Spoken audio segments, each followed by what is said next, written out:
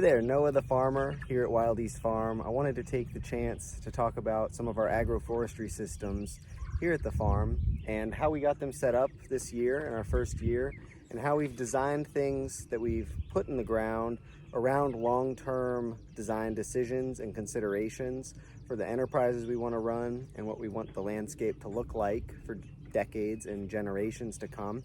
And I also want to talk about the existing forestry and how we are planning to manage some of the forested tracts around the farm to become less marginal spaces and more productive spaces, and to encourage ecological succession to move in a good direction. Now, agroforestry simply refers to integrating agricultural enterprises into tree systems that are based around perennial woody crops. So whether we're talking about timber, fruit crops, nut crops, fiber, firewood, there's a lot of different yields that can come from trees and shrubs and other long-lived perennial plants, and we can integrate other agricultural systems like we see here with our pastured broilers. Where I'm standing now is in a pasture we call Northfield, being on the northernmost side of our farm, and this being some of the nicest soils on the farm, we planted out mixed fruit and nut trees in tree lanes that we can rotate animals in between as the trees come into maturity. In this pasture we have apples, Asian pears, Asian persimmons, as well as some native trees like mulberry and pawpaws, all interplanted with hazelnuts in between each fruit tree. All of these plantings are in lanes that are planted somewhat on contour to our pastures, all spaced evenly apart. And that's critical for access, and having that consistency makes it very easy to build infrastructure and utilize portable infrastructure without having to modify around different parts of the farm. In addition to this planting in Northfield, we planted out several acres of a mixed nut orchard, as well as blueberries on a west-facing slope. And around the property, we planted different trees like black locust that we're managing for other uses than just the edible yield, such as firewood and timber and fiber. So let me show you around. So I'm standing here in Northfield at the head of one of our tree lanes, and we planted the trees out on a mixed pattern that goes apples, Asian pears, Asian persimmons, pawpaw, mulberry, before it repeats with another apple. And in between each tree is a hazelnut. And we planted on this pattern to maximize biodiversity, minimize the risk of disease spreading and pest concentration in different parts of the pasture, and to just really make a beautiful and diverse landscape to harvest from and forage in and receive food from in the future. Now you can see in the tree lanes, it's gotten a little bit wild with different plants coming up in between the trees. And this was intentional. We prepared the ground, first going through subsoiling with our keyline plow, and then utilizing a spader, which is a digging implement on the back of a tractor that can turn pasture grass, even if it's very thick, into a nice, well-prepared planting bed. It's often used in vegetable production, but for preparing the beds for the tree planting worked really well for us. And we were able to borrow that from another farmer without having to invest in that tool ourselves. So after going through and planting the trees, and the soil was still bare and prepared for the planting, we went and sowed a mixed cover crop in here that has really come up and flourished quite well. Right here is an area where the cover crop germinated exceptionally well. And here's one of our trees, and you can see just really thick biomass, really biodiverse area. And what we have here is some crimson clover. We sowed 3 different types of clover, including the crimson that you see, as well as red clover and Dutch white clover. We also planted a daikon radish, which when planted in the autumn or late summer forms a deep taproot that is known for tilling the soil biologically. And we planted field peas rather, that have gone to flower, and all these flowers have attracted an immense amount of insects. We've been out here just really enjoying the pollinator life that's come about. The flowers are kind of on their downturn as spring turns to summer. And one of the fun things about the daikon and the field pea is that you get a bit of a yield from these plants. So these daikon seed pods, we like to pickle them and eat them as a garnish and snack. And the little pea tendrils and flowers coming off are quite delicious. So it gives us something to snack on while we're out here. Now some areas have gotten a little bit weedy. This is lamb's quarters, and there's other weeds coming up in between the trees. But it's our intention to just maximize the biomass and photosynthesis coming out of these tree lanes. And we're really not all that concerned with the weed competition at this stage. We went through and sheet mulched each individual tree and gave it a very thick helping of compost.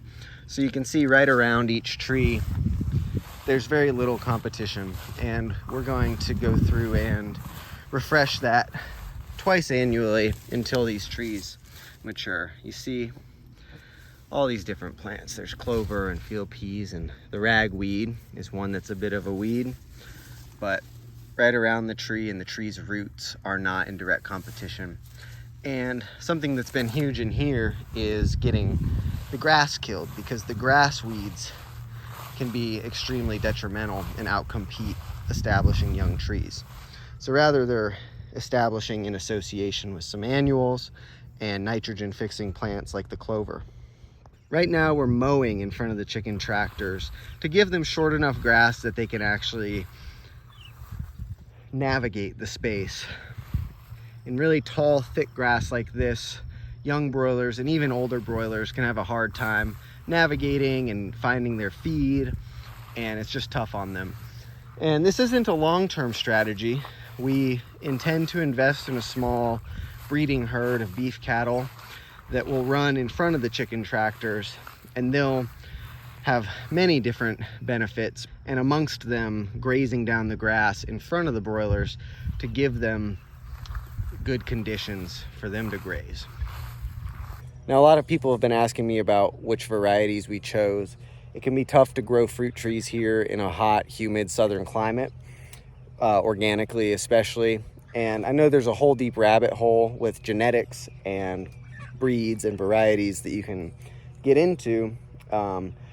Really, in our case, of just really trying to establish the systems and then refining them over time, we elected to go for several varieties that are all known for disease resistance in a southern climate, as well as different stages of bearing fruit. So we have 3 different varieties of apple, for instance, that are all selected to be resistant to some of the most common diseases in our climate. And we have one that's an early producer, one that's a middle producer, and one that's a late producer. And we had the same thinking on our pears and blueberries. And we figure if we want to really dive into the rabbit hole of all the cool, super hyper localized varieties and cultivars, we'll always have the opportunity to graft onto rootstocks of almost all of the plants that we've selected. And of the ones that don't make it over time, we can always replace them with other plants. But we really wanted to get the systems established and a lot of trees planted so that we were operating within this design from the start of the farm. And we can just go through and, like I said, refine it and get different genetics in here and graft onto these trees over time. By integrating the trees into our pastured livestock systems, we're not only planning for yields for the future, but in the meantime, we're developing better grass. And that's the plan, is to utilize the animal's natural behaviors and physiology and tendencies to help grow really good grass, which not only benefits the animals, but forms deeper roots in the grasses, helps with gas exchange, water infiltration, and has many ecological benefits both above and below the ground. Where I'm kneeling here right now is somewhere where a batch of broilers ran through this spring, and it's really amazing to see, even just in one pass with one broiler pen at the beginning of our first season, how much of a difference there is in the grass growth once it's recovered from their impact. So right here, the grass has recovered a bit from when the chickens were on here just a couple weeks ago. And the color is extremely dark green. The grass blades are thicker, they're growing taller, and I'm comparing all this to areas on the pasture that we haven't run broilers on yet. For example, where I'm sitting right here is just about 25 feet away from where that other clip was. And so the grass is growing really vigorously over there after just one pass. And where we didn't have a broiler pen, the grass is growing okay, but it's a lighter color green, a bit paler. It's not as long, it's not as thick, it's not growing as quickly. And so it's really encouraging to see just the impact after one pass, without even integrating other livestock yet, how much of a difference animal impact can make. Well, a lot of what we're doing with our agroforestry is experimental, some of it more so than others. And I'm standing here in an area that is one of our more experimental plots. And we planted in here about 500 stems of basket willow cuttings that we got from a neighbor. They've been going at it for a few years, kind of figuring out if there's a good market for the basket willow cuttings for the fiber artists, both locally and abroad. This material makes really good weaving material for baskets and furniture and all kinds of crafts. Essentially what you do is, once the willows establish after a year or two, annually you cut them at the base in the spring, which triggers really intense root sprouting in these plants. So although you're clipping it down to the ground, it doesn't kill the plant. It actually encourages a different growth pattern. And then after that, every 2 years or so, you can cut the root sprouts out and harvest those to use in crafts. And so we planted 5 different varieties of basket willow that are all different colors and different thicknesses. And we're excited to experiment with this area and make crafts for ourselves. And like I said, perhaps find a market for this perennial in a time of the year when farming isn't really at its peak. We harvest these in early February. Many of the trees we've planted aren't just for their production. We also planted out a significant number of native trees along the riparians and different drainage ditches on the property. So over the last several decades, there's been a series of drainage ditches that were dug to essentially route water off of the most poorly draining parts of the farm. And these have been managed heavily over time to remove as much vegetation as possible. We're going to let them rewild a bit with the idea that living, growing plants and their roots holding water are gonna hold a lot more water than letting the water just run off down to the creek down there. Part of that for us has been establishing native trees. This is a southern catalpa. We've also planted serviceberry and various types of dogwoods and crab apples all along both sides of this ditch. And this will improve the biodiversity, cast shade over the ditch, develop complex root systems that'll hold this bank into place even during really strong rain events where this drainage ditch fills.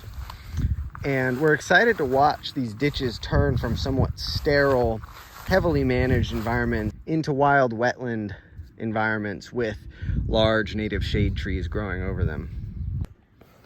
I'm over here now in our nut orchard that we planted out on about 2 acres of pasture on this side of the drainage ditch. So right there is the ditch, and on the other side is Northfield. And so on this side of the farm, we planted out a mixture of nut trees, being walnuts, pecans, butternuts, shagbark hickory. And we planted these at a fairly close spacing. Mature nut trees grow into extremely large canopy trees, and the mature spacing recommendation is 60 up to 80 feet in between each tree. And we planted them on 15-foot centers with the thinking in mind that we're gonna just allow for selection to happen on its own. Not all of these trees are gonna survive, and that's part of the plan. which allows us to not stress so much about when we lose trees. Eventually, it's going to allow us to selectively harvest out trees for timber and allow the most vigorous trees to grow and become the long-term canopy trees.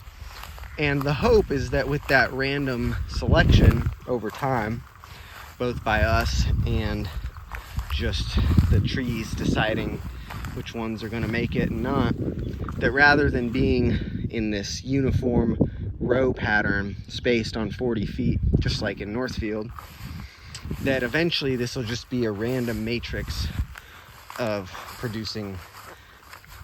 bearing nut trees. So Nutfield is a bit of a longer term plan, where Northfield's going to start coming into production with the pears and apples and mulberries in the span of 3 to 4 years. Nutfield is more of the 15 to 20 and beyond plan. This vantage point in Nutfield gives me a good view of this west-facing hill that's just above the market gardens, which you can maybe make out a little bit there at the base of the hill. And on that hill, we planted about 1 acre of blueberries. And again, thinking about varieties, we planted southern selected varieties that are all different type of rabbit eye blueberries. And we planted out 4 different varieties that produce at different times throughout the summer. So blueberries, in addition to some of the plantings in Northfield, are a big part of our longer term strategy to bring people to the farm and have a U-pick operation here so that people can come and enjoy the landscape where their food comes from and not just have us delivering it to town and to market. It feels really important for us to have people able to come to a farm and to be a space that we allow folks to come in from the public and harvest their food. This is a part of our farm where we planted out a bunch of black locust, which, much like the basket willows I was describing, once they establish more, can be cut at the base of the tree at the right time of year and stimulate growth from the base. This practice is known as coppicing, and it's been done intentionally around the world for generations. And the idea is that out of a single tree, you can get many yields over the course of many years rather than just cutting the tree and having it die. So over the span of 5 to 7 years, once these trees establish, we'll begin the process of coppicing them at the base, and then on a rotation, harvesting out the vigorous, fast-growing root sprouts that come out. Part of the reason we planted this locust is to just be more self-sufficient in terms of fiber and fuel wood. So a farm like this requires a lot of maintenance and upkeep over time.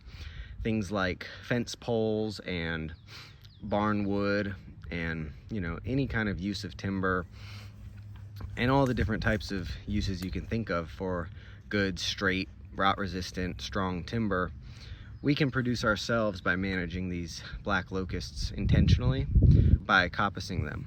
Fortunately, we can't take credit for all of the trees around here, and we're really fortunate to already have some really beautiful mature canopy trees around the property. This is down by the creek, and we have this beautiful American sycamore, which is the most profound and dramatic and oldest tree anywhere in the bottomland on our property. And growing next to them is this large, beautiful hickory tree. While we planted a lot of black walnuts and English walnuts in Nutfield, it's beautiful to see how much this place is already producing so many perennial foods even without really any human input or intervention. The stream bank here along our creek is loaded with black walnut trees that so far this year seems like even some of the smaller ones are going to have a good yield. So along here is some of the most heavily wooded and intact parts of the riparian of the creek here. And there's some other areas that have been denuded of trees, and they are some of the most eroded stream banks along the creek that we've seen. So in the places like that, we've gone through much like in the drainage ditch, and planted out a mix of native riparian trees, typically that you find growing in these types of habitats, including this one, which is one of my favorites, a little bit less common around here. It's a Kentucky coffee tree, more southern catalpa. And we planted out river birch and bald cypress and some natives that are really interesting trees that might not be found here without planting, but that love these stream bank type habitats, and that we're excited to become part of the matrix of trees growing here. So that's just a bit of an introduction of some of the agroforestry systems here at Wild East. We spent a lot of time planning all this and doing really detailed and diligent design work to get our ideas firm and then translate it from paper and spreadsheets onto the ground. And we found that that process, and taking it really seriously and spending a lot of time in that part of the process, really led to a smooth project in putting out all the trees this spring. It really just took 6 days with a really awesome group of friends and volunteers that were interested in the farm coming out and helping us plant out these trees. And we're really grateful for that. And we're excited for planting out more of these systems in the future. So thanks for watching this video. In the next video, I'm going to talk more about some of the existing patches of woods around the property and how we're going to integrate some of our agricultural enterprises into them, as well as other forestry management practices to help kickstart ecological succession in the right direction. So again, thanks for watching. Please make sure, if you liked the video, to like, leave a comment, and subscribe. I appreciate it, and we'll see you in the next video.